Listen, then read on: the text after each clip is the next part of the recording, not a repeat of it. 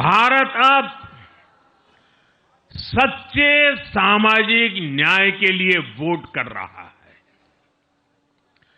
जहां हर परिवार को समानता, सम्मान और अवसर मिलते हैं और जहां अब तुष्टीकरण की कोई जगह नहीं, लेकिन तुष्टीकरण की जगह ले ली है संतुष्टीकरण ने। संतुष्टीकरण ये सबसे बड़ा मान है।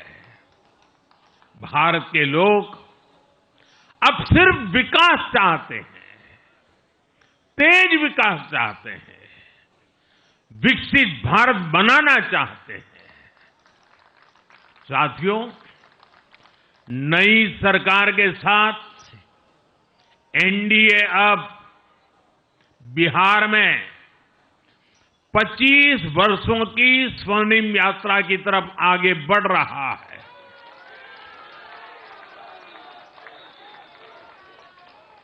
बिहार ने ये सुनिश्चित किया है, बिहार की महान भूमि पर फिर कभी जंगल राज की वापसी नहीं होने वाली है। आज की ये जीत बिहार की उन माताओं, बहनों और बेटियों की है जिन्होंने सालों तक आरजेडी के शासन में जंगल राज का आतंक झेला है। ये जीत बिहार के उस नौजवान की है जिसके भविष्य को कांग्रेस और लाल झंडे वालों के आतंक के कारण बर्बाद किया गया। आज वो रेड कॉरिडोर, आतंक के वो दिन इतिहास बन गए हैं। बिहार विकास के रास्ते पर आगे बढ़ रहा है और अब ये यात्रा रुकने वाली नहीं है। साथियों, आज के ये परिणाम उन विकास विरोधियों को भी बिहार का जवाब है जो कहते थे और बेशर्मी से कहते थे कि बिहार को एक्सप्रेसवे और हाईवे नहीं चाहिए, जो कहते थे बिहार को इंडस्ट्री नहीं चाहिए, जो कहते थे कि बिहार में ट्रेन, एयरपोर्ट की क्या जरूरत है। आज के ये परिणाम वंशवाद की राजनीति के खिलाफ विकासवाद की राजनीति को दिया जनादेश है।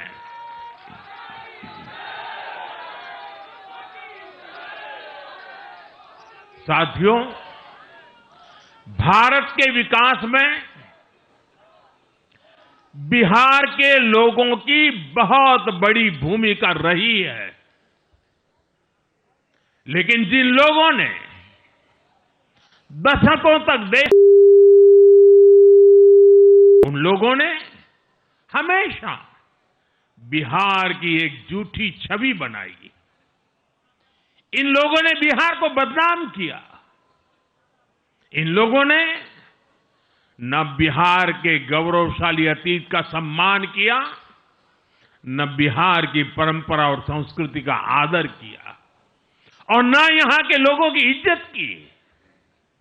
आप खुद सोचिए, जो लोग छठ पूजा को ड्रामा कह सकते हैं, वो बिहार की परंपरा का कितना सम्मान करते होंगे।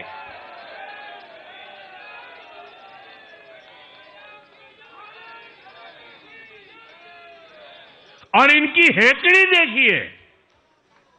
साथियों, छठी मैया से कांग्रेस आरजेडी ने आज तक माफी नहीं मांगी और बिहार के लोग ये कभी नहीं भूलेंगे। साथियों, बिहार की आन बान शान, ये हमारी प्राथमिकता है।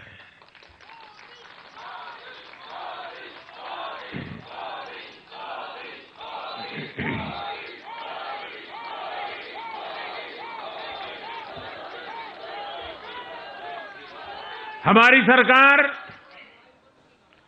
छठ को यूनेस्को की हेरिटेज लिस्ट में शामिल करने का प्रयास कर रही है।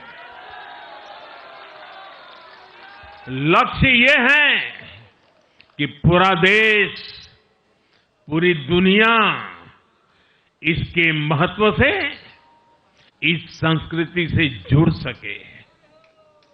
आपने भी इस बार देखा है कि जब इस बार छठ पूजा के दौरान रेलवे स्टेशनों पर छठी मैया के गीत गूंजे, तो हर कोई इस पावन पर्व में सम्मिलित होता दिखा।